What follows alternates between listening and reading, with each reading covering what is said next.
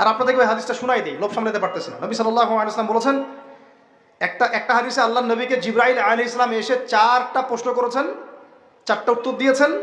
শেষেরটাতে তিনি বলেছেন কিয়ামত কবে হবে আমি জানি না, মাল মাসউলু আনহা বিআলামি মিনাস সাইল।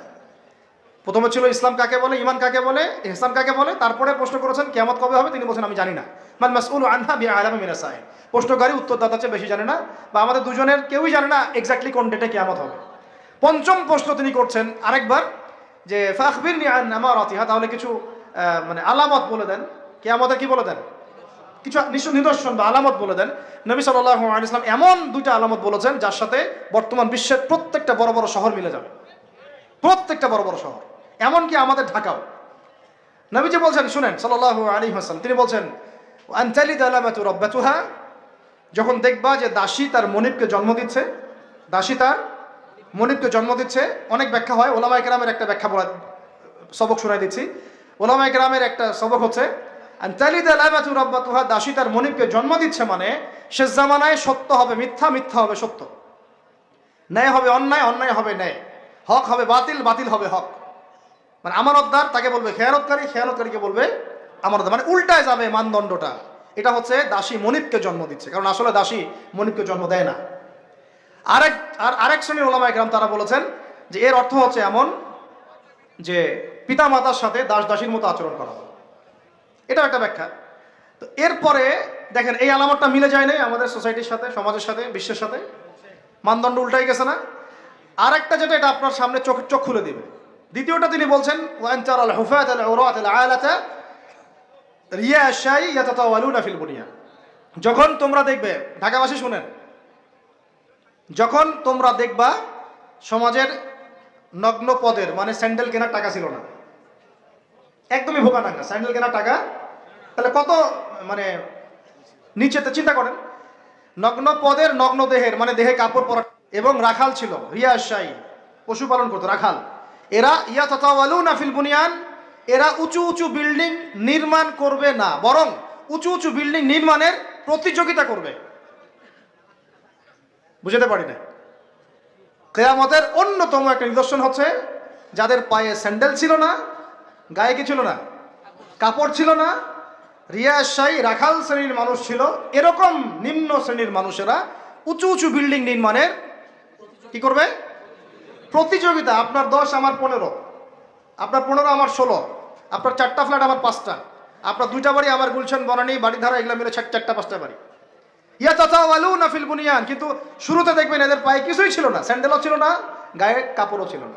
এটা কিয়ামতের অন্যতম শ্রেষ্ঠ একটা নিদর্শন, যেটার মধ্যে পুরো এই বিশ্বটা এখন ডুবে আছে। আমি একটা প্রশ্ন করি, এখন আপনাদেরকে উত্তর দেন দেখি, কিভাবে হালাল পথে এরকম শ্রেণীর মানুষেরা এত উঁচু উঁচু বিল্ডিং নির্মাণের প্রতিযোগিতা করতে পারে? কিভাবে সম্ভব, কিভাবে সম্ভব বলেন? আপনি দুজন কি এখন 50 তলা বিল্ডিং নির্মাণের প্রতিযোগিতা করতে পারবেন এখন এই অবস্থায়? এখন আমাদের কনক্লুশন শুনেন, এটা সম্ভব 3টা মাধ্যমে। কটা মাধ্যম? এক, হয় অন্যের সম্পদ গুন্ডাগিরি করে, জুলুম করে, ওই যে মারামারি কাটাকাটি দাঙ্গা হাঙ্গামা করে দখল করতে হবে, জুলুম করে। এক, এটা হচ্ছে না, সমাজে হয় নাই, ভূমিদস্যু নাই, হরো দাপট দিয়ে সব দখল করে ফেলতেছে। পরকালে কোনো ভয়ই নাই, আল্লাহ পাক যে কাঁধের মধ্যে 7 তবক জমি চাপাই দিবে এটা ভয় নাই। মানে মানুষের, আল্লাহ পাক আমাদেরকে হেদায়েত দান করে না, আমিন। মানুষের চিন্তা এখন এমন জায়গায় গেছে, লাস্ট টাইম আমি উত্তরবঙ্গে একটা সফর করেছিলাম, ছেলে পেলে মানুষকে ঠকায় ভিসার প্রতারণা করে মানুষকে মানব পাচার করতেছে, এটা একটা চক্র ধরা পড়ছে।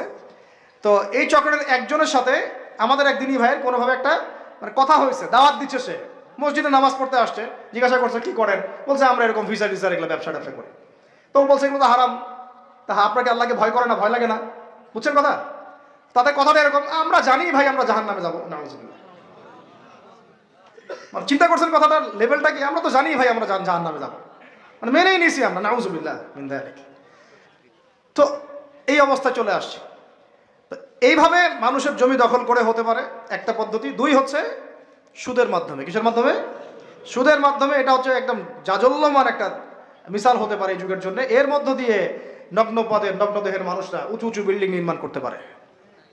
প্রত্যেকটা বড় বড় বিল্ডিং এর পিছনে, ইটের পিছনে প্লাস্টারের পিছনে একেবারে রডের পিছনে পিছনে সুদ আছে আর সুদ আছে। এমনকি আমি ধরেন যে একটা জায়গায় ভাড়া থাকি, ফ্ল্যাট নিয়ে একটা ভাড়া থাকি, ওই ভাড়া তো আমাকে দিতে হচ্ছে না, ওই ভাড়া হয়তো দেখা যাবে ফ্ল্যাট মালিকরা যারা আছে ওরা নিয়ে ওদের সুদের লোন শোধ করতেছে। এটা সেই যুগ হয়ে গেল যে আমি সুদ থেকে বাঁচতে চাচ্ছি, কিন্তু কোনো না কোনোভাবে আমিও জড়াই যাচ্ছি। বুঝাতে পারতেছেন মনে হয়। আপনি খাচ্ছেন না, কিন্তু আপনাকে আপনার রিজিককে পুঁজি করে আপনি সমর্থন করতেছেন, বা আপনাকে করতে হচ্ছে, বাধ্য হয়ে যাচ্ছেন আপনি। আর একটা ওয়ে হতে পারে, সেটা হলো, একটা কি হতে পারে বলেন? আমি তো একটা বলে দিলাম, একটা বললাম অন্যায় দুর্নীতির মাধ্যমে, একটা হচ্ছে কি সুদের মাধ্যমে, একটা হচ্ছে জুলুমের মাধ্যমে। কিসের মাধ্যমে? জুলুমের মাধ্যমে অন্যের সম্পদ আত্মসাৎ করে উঁচু উঁচু বিল্ডিং নির্মাণ করা সম্ভব। তাহলে এখন আমাকে বলেন, এই পুরো সিচুয়েশনের মধ্যে আমরা পড়ে আসি না নাই? তাহলে আমরা কি আমাদের একটু রমজান মাসে নিজেদের নিয়ে ফিকির করা উচিত না, যে আমরা যে পরিস্থিতির মধ্যে আছি এটাকে বোঝার চেষ্টা করা উচিত। এরপরে যে পাপগুলো চারপাশে চলতেছে এগুলোতে ভয় পাওয়া উচিত। কোন দিন আল্লাহর গজব নেমে আসে, এখান থেকে নিজে থেকে বাঁচিয়ে রাখা উচিত, মানে সর্বোচ্চ চেষ্টা করা উচিত দূরে থাকার, এবং একই সাথে এগুলোকে সংশোধনের জন্য ফিকির করা উচিত। এই সংশোধন একা একা হবে না, এই সংশোধনের জন্য দরকার ব্যক্তিগত উদ্যোগ, ওলামা কেরামের পদক্ষেপ, তাদের ঐক্য, মসজিদ মাদ্রাসার ভূমিকা, সর্বোপরি রাষ্ট্রশক্তির একটা ভূমিকার দরকার আছে। আমি বুঝাই একটা জিনিস আপনাকে। এই যে জুব্বাটা আমি পরে আছি, এটা মনে করেন আপনি হাতে তৈরি করেন, হাতে হাতে তৈরি করেন। ওই যে টেইলার আছে না আমাদের, হাতে হাতে তৈরি করেন পাঞ্জাবি। আর আপনার একটা জুব্বা তৈরি করার ফ্যাক্টরি আছে, উৎপাদন কোনটার বেশি হবে বলেন? যে হাতে হাতে তৈরি করে ও বেশি উৎপাদন করতে পারবে, না যে ফ্যাক্টরি দিয়েছে সে বেশি উৎপাদন করতে পারবে? ইসলামী রাষ্ট্র হচ্ছে এরকম একটা ফ্যাক্টরি, যেটা চাইলে অনেক অনেক বেশি ভালো ভালো প্রোডাক্ট জনগণকে খুব দ্রুত সময় দিতে পারে। আমি দাওয়া দিয়ে যতটুকু না ইসলাম এবং সংশোধন করতে পারবো, একজন ওমরের মতো রাষ্ট্রপ্রধান চাইলে পুরো সমাজটাকে অনেক সহজেই সংস্কার করতে পারবেন। এই জিনিসটার ঘাটতি আছে না নাই? আমরা দোয়া করি আল্লাহ পাক আমাদের প্রত্যেক এলাকার মেম্বার, চেয়ারম্যান, এমপি, মন্ত্রী যারা যারা আছে সবাইকে ইসলামের সহি বুঝ দান করেন, তাদের সবাইকে ইসলামের জন্য কাজ করার তৌফিক দান করেন। তারা যদি সদ উদ্যোগ নিতে পারে সমাজের এই সমস্যাগুলো কেটে যাবে ইনশাআল্লাহ। আর আমরা বয়ান করে, দাওয়াত দিয়ে, মাহফিল করে কতটুকুই বা আমরা কাজ করতে পারব? কতটুকু করতে পারবেন? বেশি করতে পারবেন না। পরিশুদ্ধি অর্জন করার তৌফিক দান করেন। আর একটা খালি ডিপার্টমেন্ট বলে শেষ করব, আমরা আমাদের ব্যক্তি জীবন তাকওয়ার মানদণ্ডে ঢেলে সাজাবো ইনশাআল্লাহ, আমাদের ইবাদত বন্দেগী ঢেলে সাজাবো ইনশাআল্লাহ, আমাদের অর্থনীতি, পরিবার ঢেলে সাজাবো, সংস্কৃতি ঢেলে সাজাবো। আর সংস্কৃতির মধ্যে আমরা নবীর সুন্নতের বাইরে যাবো না ইনশাআল্লাহ। পশ্চিমাদের, ইহুদিদের, মুশরিকদের কোনো সুন্নতের উপর আমল করবো না ইনশাআল্লাহ। তাহলে ঘরে ঘরে কি এখন গান বাজনা বাজবে? তা বন্ধ করবেন। তারপরে ঘরে ঘরে কি স্টার জলসা, জি বাংলা আরো বাড়বে? আমাদের মা বোনদেরকে বুঝাবেন, মাঝে মাঝে কঠোর হবেন। পুরুষ যদি হয়ে থাকেন একটা ধমক লাগাই দিবেন যে দ্বিতীয়বার যেন কথা বলতে না হয়। পুরুষের মতো পুরুষ হয়ে বাঁচেন। বিশ্বাস করেন, এখন কোন কোন ক্ষেত্রে ছেলেদের আচরণ দেখলে মনে হয় যে তারা মেয়ে হয়ে গেছে, আর মেয়েদের আচরণ দেখলে মনে হয় ওরাই ছেলে মনে হয়। ওদের কথার ভয়েস, গলার ভয়েস, চলার ধরন, দাপট সব ছেলেদের মতো। আর ছেলেরা কি করে জানেন? ফেসবুকে বসে মেয়েদের মতো চুলাচুলি করে, কামড়াকামড়ি করে, কমেন্টে বসে বসে। মাঠে এসে লড়তে পারে না, কিন্তু মাঠে লড়তে পারবে না, সামনাসামনি আসতে পারবে না। ও ফেসবুকে শেষ, ওইখানে একেবারে গালি গালাজ করে ধুয়ে রেখে দিতেছে একদম। ওই কথাটাই সামনাসামনি বলার মতো বুকের পাঠা নাই কিন্তু। কথা বুঝতে পারছেন? আমাদের ছেলেদের গায়রত ব্যক্তিত্ব ছেলেদের মতো হওয়া উচিত। পরিবারটা আমরা কন্ট্রোল করবো তো ইনশাআল্লাহ। আমার মেয়ে, আমরা বেঁচে থাকতে আমাদের মেয়েরা বেপর্দা বাইরে যাবে না ইনশাআল্লাহ। আমরা বেঁচে থাকতে আমাদের স্ত্রীরা বাইরে বেপর্দা যাবে না ইনশাআল্লাহ। পারা যাবে না ইনশাআল্লাহ।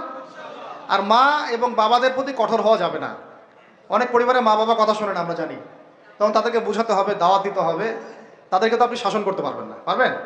শাসন করতে পারবেন না, বুঝাবেন। সবশেষ কথা হতে আমরা ওই তাকওয়া আমাদের রাজনৈতিক জীবনেও বাস্তবায়ন করি, কারণ এটা আপনার জীবনের একটা গুরুত্বপূর্ণ অংশ।